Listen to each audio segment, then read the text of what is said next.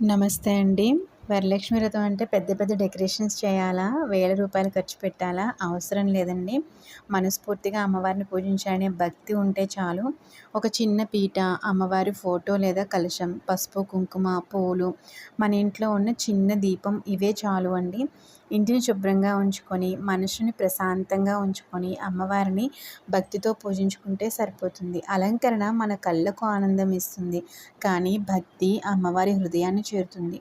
ఈ వరలక్ష్మి వ్రతం ప్రతి ఇంట్లో సంతోషం, ఆరోగ్యం, ఐశ్వర్యం నింపాలని కోరుకుంటున్నాను.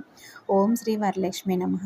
పెద్ద ఖర్చులు లేకుండా సింపుల్గా వ్రతం చేసుకునే ప్రతి అమ్మకి ఈ వీడియో షేర్ చేయండి. అలాగే మన ఛానల్ని సబ్స్క్రైబ్ చేసుకోండి. వీడియో నచ్చితే మాత్రం ఒక చిన్న లైక్ చేయండి. మనం వరలక్ష్మి వ్రతం అనేది ఇంట్లో ఉన్న ఆర్థిక కష్టాలు తొలగిపోవాలని చేసుకుంటూ ఉంటాం కదండి.